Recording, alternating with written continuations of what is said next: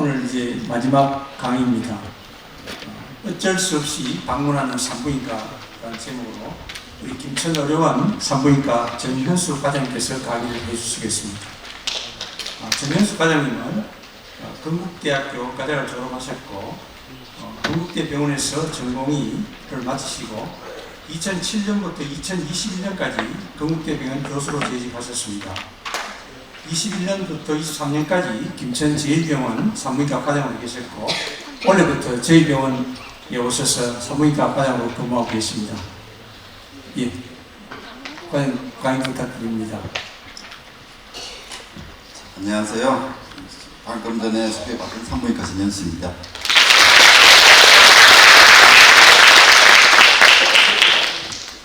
제가 말씀드린 내용은 조금 부정적인 표현이 있는데요.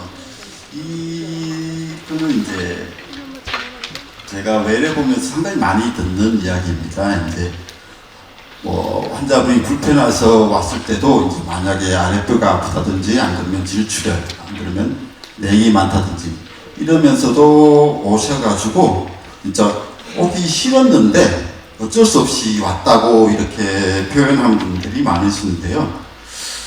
그렇게 불편하지 않은 상황에서도 이제 방문해야 되는 경우가 있습니다. 그게 이제 제일 대표적인 경우가 이제 자궁경부암 검진이나 안 그러면 산전 진찰이 필요할 때, 이럴 때 이제 방문해가지고 산부인과에 방문해가지고 꼭 진료가 필요한 경우가 있습니다. 그래서 제가 오늘 강의 드릴 내용은 자궁경부암 검진에 대해서 간단히 말씀드리고요. 그리고 두 번째는 이제 산전 검사에 대해서 말씀드리도록 하겠습니다.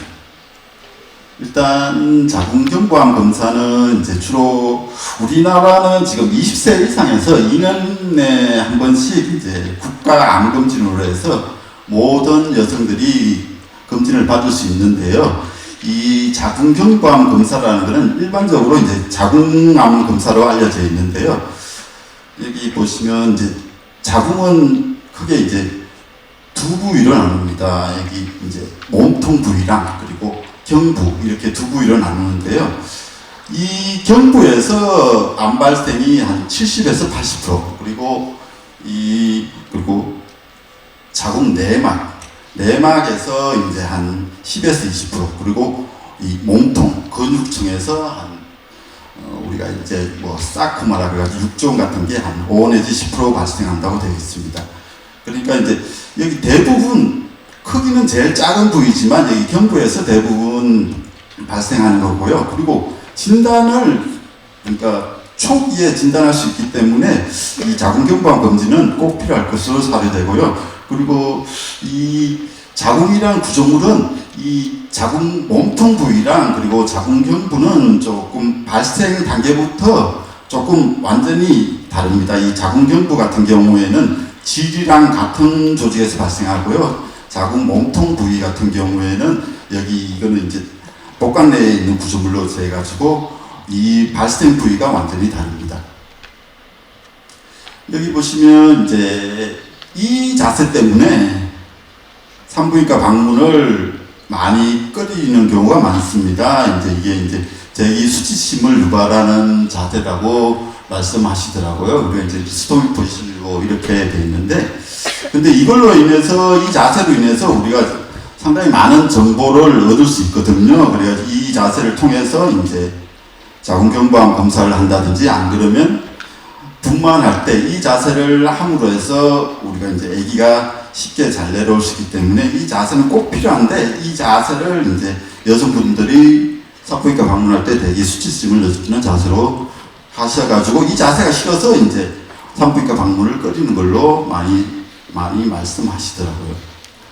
그리고 이제 자궁경부암 증상은 초기에는 아무 증상이 없는 경우도 많은데요. 여기 이제 제일 흔하게 나타나는 경우가 이제 성관계 후 출혈 이런 게 있을 수 있고요. 그러니까 성관계가 아니더라고 하더라도 이제 생리 중간에 이제 부정 출혈 같은 경우, 안 그러면 이제 그러니까 질분비물이 많다든지 안 그러면 냄새가 심하다든지 초기에는 주로 이런 증상들이 나타날 수가 있고요. 이제 암이 진행되면 이제 골반 침입으로 인해서 부종이나 이제 골반 동통 같은 것들이 발생할 수 있습니다.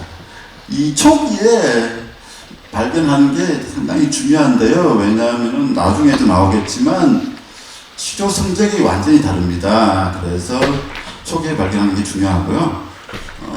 자궁경부암의 원인은 이제 뭐 여러 가지가 있을 수 있는데요. 요새 많이 하는 게 이제 인유두종 바이러스, 이게 이제 대표적으로 이제 소개되고 있습니다. 왜냐하면 이 역으로 추정해가지고요, 이제 자궁경부암 환자에서 이 인유두종 바이러스 HPV라고도 하는데요. HPV를 검사했을 때 한 95% 이상에서 감염되어 있는 걸로 되어 있습니다. 그러니까 이 HPV는 확실한 자궁경부암의 이제 발생 인자이고요. 그리고 이제 여기 보시면 뭐 나이가 어릴 때 성관계를 한다든지 안 그러면 여러 명이랑 성관계를 할 때 이 위험도가 증가하는데, 그거는 이제 바이러스 감염이 이제 증가할 수 있기 때문에 그렇게 이제 위험도가 증가하는 걸로 되어 있습니다.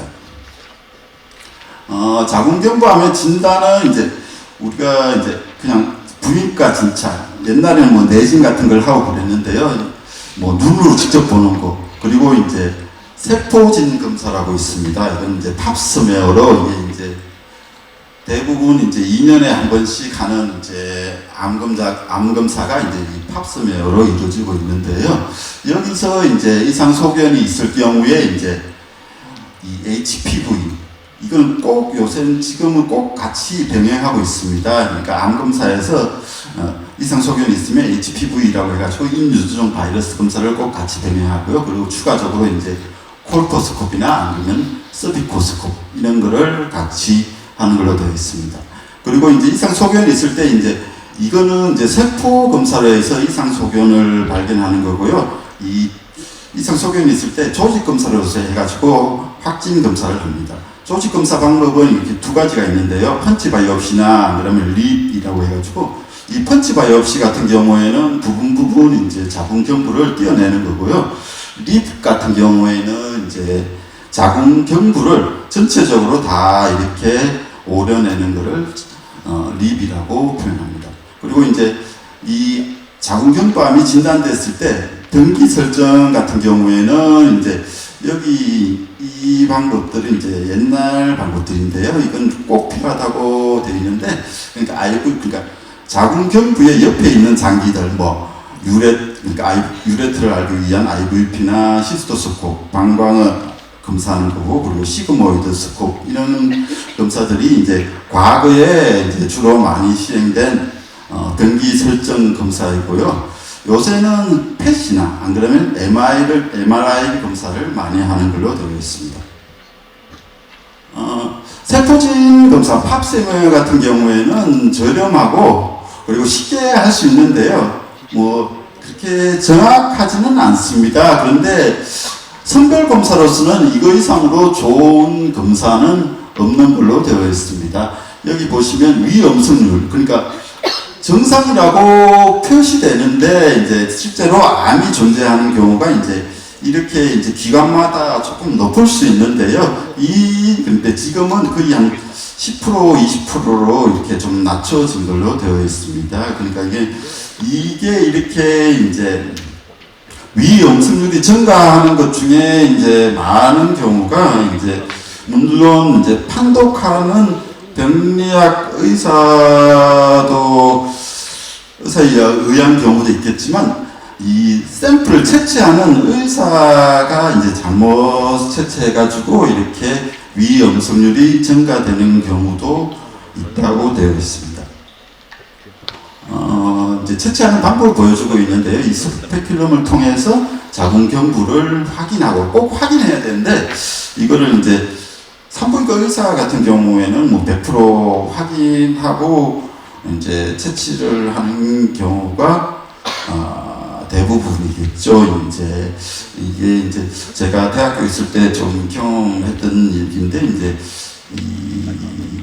이거를 이제 인턴쌤한테 맡기는 경우도 있습니다. 이제 건강검진하는 환자분들을 이제 과거에는 그랬죠. 지금은 뭐 그럴 일은 없겠지만 인턴 선생님들이 그냥 그 스페큘럼 넣는 것도 익숙하지 않고 그리고 자궁경부도 명확하게 확인하지 않고 채취를 해가지고 그래가지고 이제 조금 과거에 그랬습니다. 지금은 당연히 안 그렇겠죠. 이제 그러니까 완전히 자궁경부를 확인하고 거기서 이제 세포 채취를 해야지 정확도가 높아질 수 있다는 겁니다. 이건 뭐 스페큘럼을 보여주는 거고 여기 보시면 자궁경부가 이렇게 동그랗게 보이면 좋겠는데요. 이렇게 지금 이런 경우 이렇게 보이는 자궁경부는 이제 아기를 낳지 않은 이제 프리미 그러니까 아기를 전 낳은 경험이 없는 분의 자궁경부를 보여주는 거고요. 이게 이제 아기를 낳고 그러면 이제 자궁경부 형태가 많이 달라집니다. 그래서 이제 잘 그 자궁경부를 위치를 잘 못 찾는 경우도 있을 수 있는데요. 여기 보시면 이제 정상적인 모양이고 대부분 이렇게 보이고요. 이제 암이 있을 경우 이거는 이제 솔직히 진행된 경우 최소한 2기 이상으로 진행된 경우에 이렇게 눈으로 육안으로 볼 수 있습니다. 그리고 여기 있는 뭐 경증, 중증 이건 이형증을 나타내주고 있는데요. 이 암의 전부 단계라고 생각하시면 되는데 이거는 그러니까 눈으로 직접 잘 확인할 수 없고요. 아까 여기 좀 이따 그림 보여드리겠지만 이제 서피코그래피나 아니면 그런 이렇게 장비를 통해서 확대해가지고 봤을 때 이렇게 보이는 경우도 있을 수 있습니다. 이제 이거는 이제 팝스메어 그러니까 세포질 검사에서 결과는 대부분 이렇게 5단계로 표시해 줍니다. 이렇게 5단계로 표시해 주면 제가 외래에서 설명드리는 거랑 똑같은데요. 이제 1, 2단계 같은 경우에는 정상으로 보고요. 이 3단계 같은 경우에는 이형증, 4단계 같은 것도 이형증인데 이 3단계 같은 게 낮은 단계 이형증으로 평가하고요. 4단계 같은 경우에는 높은 단계, 그리고 5단계 같은 건 암을 그러니까 세포진 검사에서 이렇게 의심된다는 것을 보여줍니다. 그러면 이렇게 나오면 결과가 나오면 확진 검사를 위해서 조직 검사를 하는데요. 조직 검사는 이제 주로 이제 3단계 이상에서 조직 검사를 하게 돼 있고요. 그리고 이제 이 조직 검사와 병행해서 HPV라고 해가지고 인유두종 바이러스 검사도 같이 요새는 같이 꼭 하도록 권유하고 있습니다. 그리고 여기 이제 이 아스커스라고 이제 판독해 주는 경우가 있는데요. 이거는 이제 조금 애매한 이제 진단입니다. 이제 솔직히 이건 조금 지금 판독하시는 선생님이 좀 자신 없을 때 쓰는 표현인데요. 이거는 이제 여기 명확하게 2단계도 아닌 것 같고 명확하게 3단계도 아닌 것 같아가지고 이게 명확한 그러니까 한 번 더 확인해 달라고 이렇게 표시해 주는데요. 여기 보시면 여기 아스커스라고 나왔을 때 뭐 대부분 보면 HPV 검사 그러니까 인유두종 바이러스 검사를 해서 여기서 만약에 HPV가 감염되어 있을 경우에는 이제 질 확대된 검사는 안 그러면 조직 검사를 시행하고요. 만약에 HPV가 감염이 안 돼 있는 경우에는 보통 3개월 정도 지나서 이제 팝스메어 세포진 검사를 다시 시행합니다. 여기서 이제 정상이면 뭐 1년이나 2년 간격으로 팝스메어를 시행하고요. 여기서도 만약에 아스커스가 나오면 이때는 이제 바로 이제 조직 검사를 해야 되는 걸로 되어 있습니다. 그 위에는 이제 다 이제 HPV랑 이제 조직 검사를 다 같이 병행하는 걸로 되어 있습니다. 이거는 이제 콜포스코피라고 해가지고 이제 보통 한 6배, 20배 정도 확대해서 자궁경부를 보는 건데요. 여기 이렇게 정상적인 경우가 대부분이고요. 이제 뭐 여기 이제 자궁경부 이형증 같은 경우 낮은 단계 이형증이 있을 수도 있고 높은 단계 이형증이 있을 수도 있기 때문에 이런 경우에는 조직 검사가 필요하고요. 이렇게 암 같은 경우는 이렇게 보이는 경우도 있습니다. 여기 보시면 자궁경부암의 생존율인데요. 자궁경부암의 이제 병기는 이렇게 4기로 나누는데, 일단 1기 같은 경우에는 경부에만 국한된 경우. 아주, 그러니까 초기로 평가하면 될 겁니다. 그리고 2기 같은 경우에는 이제 질의 3분의 2, 상부 3분의 1만 침범한 경우. 3기는 질의 하부 3분의 1까지 침범한 경우랑 이제, 골반 벽까지 침범한 경우를 말하는데요. 뭐 4기 같은 경우에는 뭐 방광이나 직장, 점막을 침범했을 때 4기로 평가하는데, 대부분 이제 여기 보시면 2기 뭐 우리가 이제 2기 뭐 2A, 그러니까 2기도 ABC로 나누는데요. 2기 그러니까 A나 이제 요새는 2기 B까지 이제 병기가 2기 B까지 이제 수술을 하는 걸로 되어 있는데요. 이 1기에 발견됐을 경우에, 초기 1기에 발견됐을 경우에 생존율이 100%입니다. 그리고 이제 1기 말에 발견된, 그러니까 1기 원C에서 발견됐을 때도 생존율, 5년 생존율이겠죠. 5년 생존율이 뭐 90% 이상 되는 걸로 되어 있습니다. 그러니까 이거는 이제 자궁경부암 같은 경우에는 초기에 발견하는 확률이 상당히 높기 때문에, 그러니까 국가에서 하는 대로 정기 검진만, 그러니까 정기 국가 검진만 잘 받으면 초기에 발견될 수 있기 때문에 꼭 정기, 그러니까 2년에 한 번, 안 그러면 이상 소견이 있을 때 조직 검사를 바로 함으로 해서 그 자궁경부암을 조기에 발견함으로 해서 이제 치료율을 많이 높일 수 있다는 것을 보여주고 있습니다. 그리고 이제 자궁경부암의 치료는 이제 수술적인 방법이 있고요. 그리고 이제 방사선 치료나 항암요법이 있는데, 수술 중에 이제 자궁경부만 이렇게, 그러니까 뭐 자궁경부암의 이제 1기 초기, 아주 초기에는 이 자궁을 보존하기 위해서 이제 자궁경부암에 이렇게 절제하는 수술도 하기도 합니다. 그런 경우에 이제 자궁을 보존해가지고 이제 임신을 하기 위해서 그렇게 하는 경우가 있는데요. 이제 조금 이제 초기가 아니고 조금 이제 1기 뭐 1B, 1C만 되더라도 이제 여기 보시면 자궁을 다 드러냅니다. 자궁을 다 드러내고요. 그러니까 단순하게 자궁 절제 수술을 할 수도 있는데요. 대부분 광범위하게 이제 자궁이랑 난소랑 이렇게 다 드러냅니다. 골반 내에 있는 림프 조직까지 다 드러내는 걸로 되어 있습니다. 그리고 이제 수술이 안 되는 경우에 이제 방사선 치료나 항암요법을 할 수도 있고요. 그리고 이제 자궁경부암의 예방인데요. 이제 이게 거의 한 오래됐어요. 이게 HPV라고 해가지고 인유두종 바이러스에 대한 이제 백신인데요. 그러니까 인유두종 바이러스인데 이게 거의 100종류 이상 됩니다. 100종류, 그러니까 타입이 100종류 이상 되는데요. 이제 주로 이제 성접촉과 관련돼서 이제 전염되는 걸로 되어 있고, 제일 중요한 거는 이제 16번이랑 18번인데, 이게 이제 자궁경부암 환자들을 체크해 보면 이게 제일 많다고 되어 있습니다. 그리고 이제 최근에는 이제 뭐 31번, 33번도 이제 가끔씩 발견되는 걸로 되어 있고요. 이 HPV에 대한 이제 치료제는 없습니다. 이게 이제 치료제는 없는데요. 간혹 이제 논문 보면 치료제는 없는데 왜 그러냐면은 HPV에 감염된 환자를 HPV 백신, 좀 이따 나오겠지만 뭐 가다실이나 이런 걸 백신을 맞췄을 때 효과가 있다는 논문도 많고요. 그대로 이제 HPV가 남아있다 이런 논문도 있는데요. 근데 지금 할 수 있는 거는 이제 좀 이따 나오겠지만 HPV 백신을 맞는 수밖에 없습니다. 그러니까 그걸로 인해서 효과를 보는 경우가 요새는 많은 효과를 볼 수 있다고 되어 있습니다.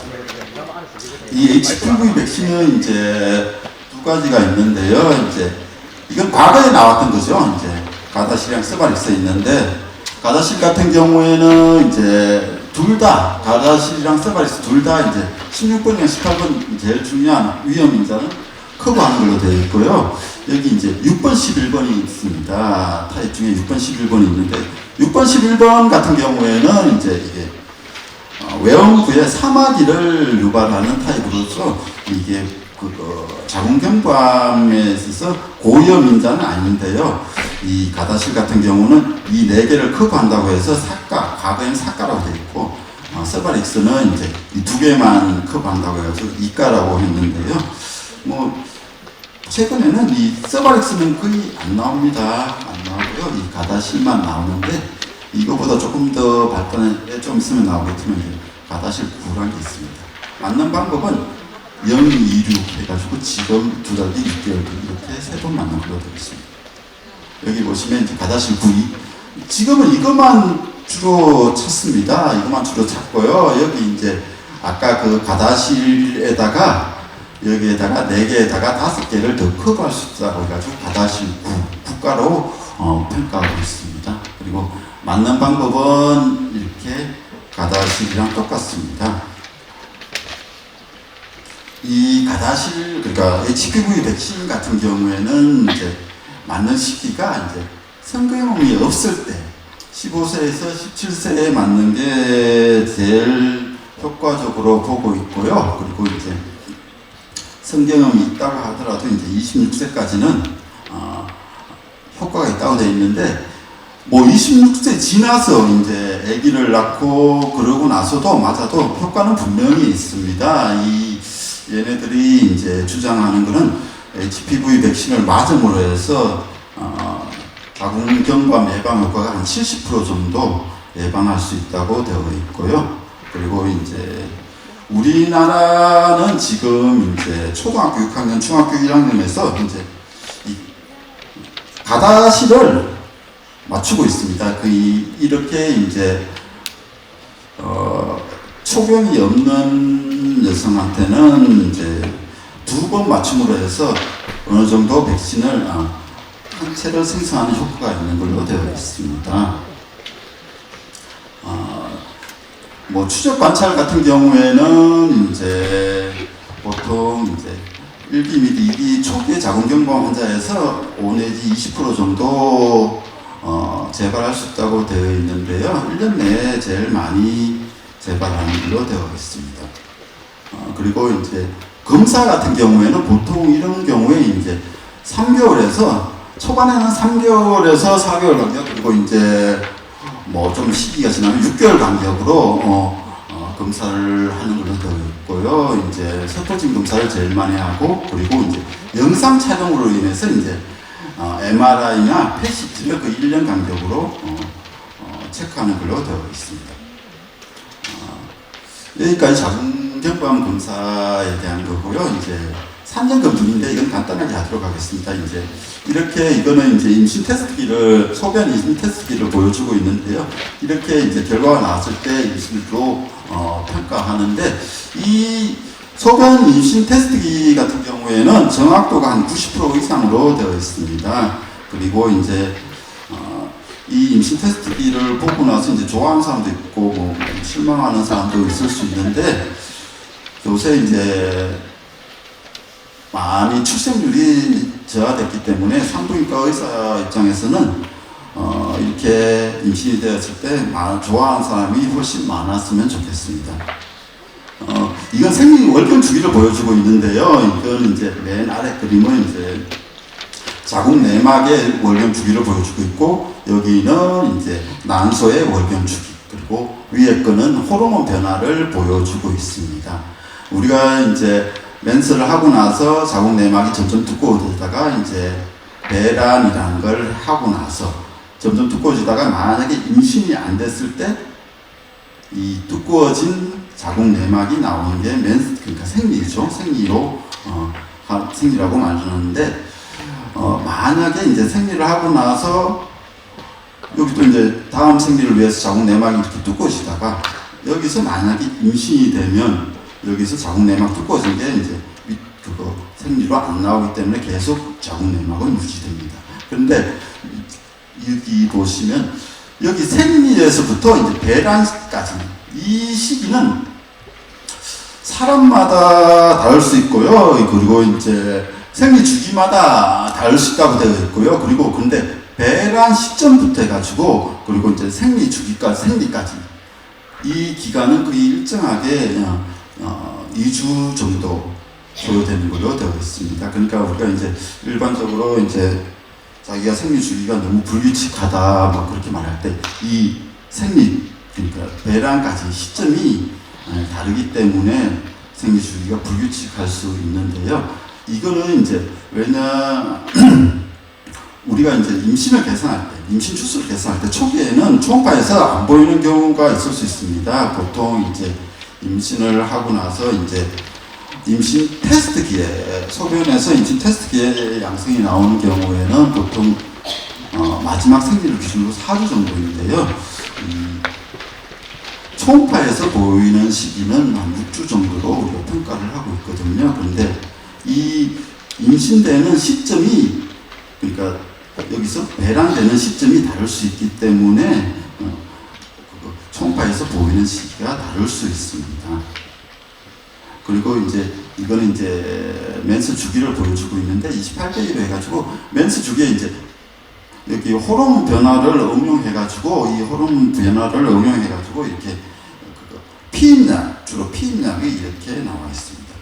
그리고 이제 정상적인 생리 주기는 정상 범위는 되게 넓어요. 24일에서 그러니까 월경 간격이 24일에서 35일까지 되게 넓고요. 블러드 로스 그러니까 생리 양도 80cc 이하이면 대부분 정상으로 봅니다. 그리고 임신 전 필수 검사인데요. 여기 보시면 뭐 혈액 검사, 소변 검사, 이제 매독 검사, 비형 간염, 시형 간염 검사, 부인과 검진 이런 것들이 있을 수 있는데요. 이것들은 대부분 다 이제 임신을 확인하고 나서 병원 와서 검사하는 경우가 많고요. 여기 보시면 제가 말씀드리고 있는 게 토치라고 있습니다. 토치라고 있는데 이게 왜 중요하냐면은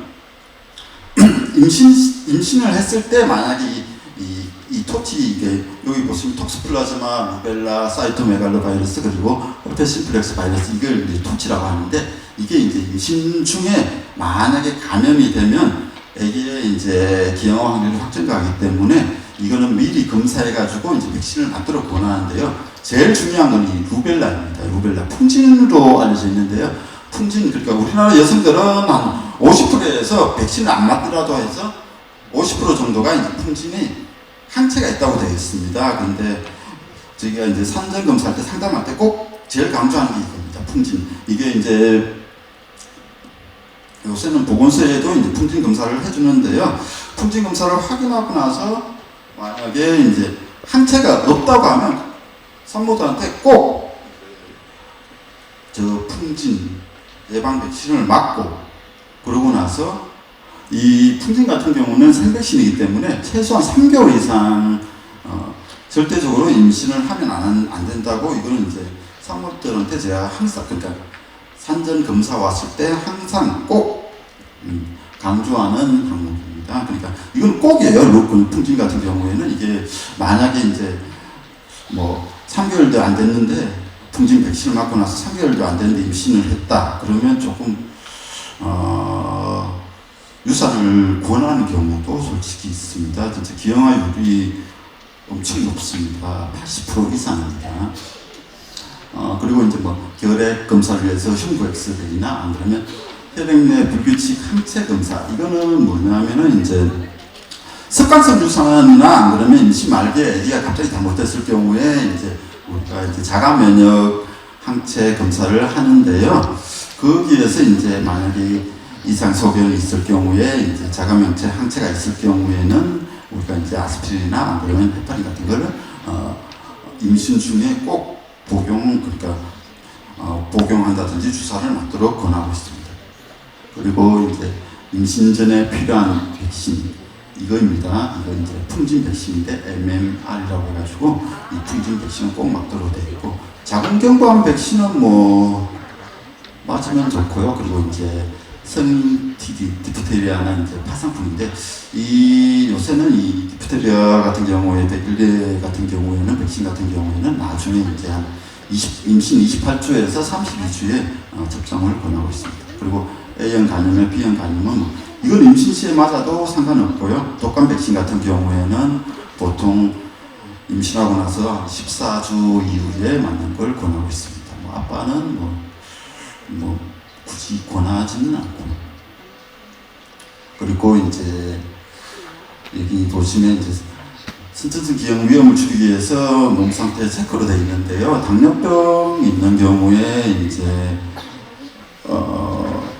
그냥 저희들이 보면 이제 당뇨병 있어도 이제 임신을 해도 됩니다. 그런데 당뇨병이 있는 산모들은 당뇨약이 이제 약보다는 이슐린으로 해가지고 당뇨 조절을 하도록 해야 되기 때문에 당뇨병이 있는지를 꼭 확인이 필요하고, 그리고 이제 뭐 다른 약들, 만약에 이런 약들을 이제 임신인지 모르고 복용을 했을 때는 뭐 여기에 이제 기형아를 유발하는 약도 물론 있을 수 있는데요. 임신 초기에 이런 약들을 복용했을 경우에 그러니까 우리가 이제 항상 강조하는 게 이제 all one-on이라고 해가지고 그냥 그 기형아가 발생 빈도가 증가하지는 않고요. 그리고 이제 안 그러면 갑자기 유산되는 경우는 있을 수 있다고 그렇게 교과서에도 나와 있고요. 외래에서도 그렇게 설명하고 있습니다.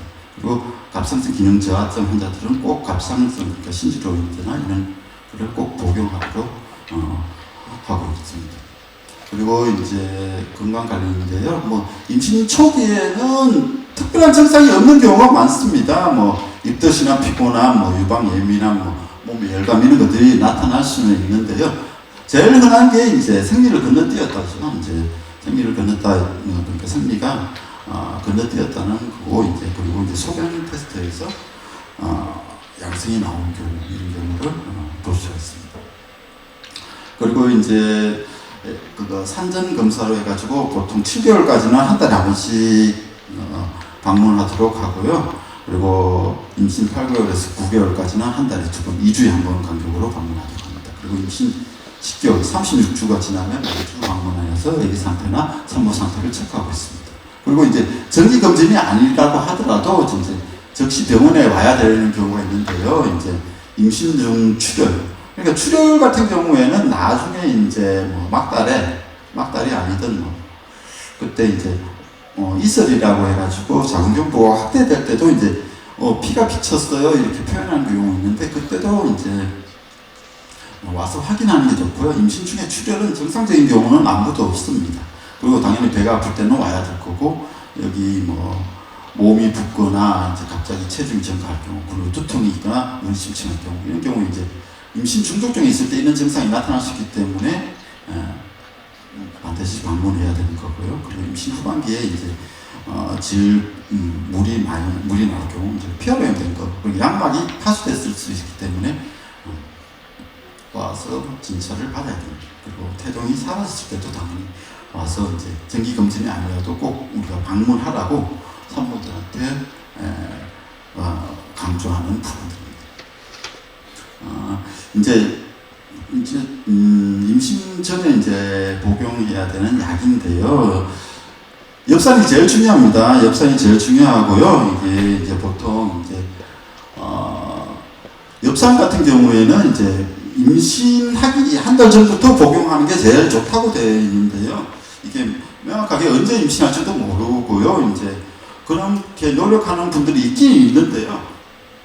제가 뭐 말씀드린 거는 한 달 전부터 복용하면 좋긴 좋은데, 그거보다는 이제 임신 확인하는 순간, 보통 이제 마지막 생리를 기준으로 이제 소변 테스트에서 임신이 확인되면 이제 그때부터 꼭 복용하라고 하고요. 한 400mg 정도 하루에 400mg 정도 복용하라고 하고, 복용 기간은 보통 14주, 15주까지 그때까지 복용하는 걸로 되어 있습니다. 그리고 요새는 이제 조금 35세 이상 이제 고령 산모들이 많아가지고 이거보다는 좀 2배 정도 보통 외래에서 제가 그냥 2알씩 더 씻도록 권장하고 있습니다. 이거는 이제 식중관 결손을 예방하는 데 탁월하기 때문에 이건 꼭 복용해야 되는 약으로 알려져 있습니다.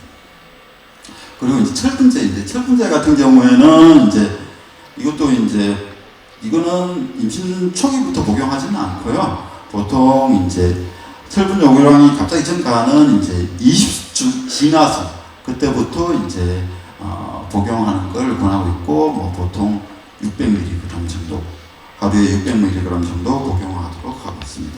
보통 이제 임신 확인서를 발급하면 이제 보건소나 이런 데서 이제 처방을 하는데요. 이게 이제 알약 같은 경우에 이제 뭐 위장관 증상이라든지 아니면 변비 이런 것들 때문에 이제 복용하는 게 많이 힘들어하는 분들도 있는데 그럴 경우에 이제 물약으로 된 이제 철분제를 처방하면 효과를 보는 경우가 많더라고요.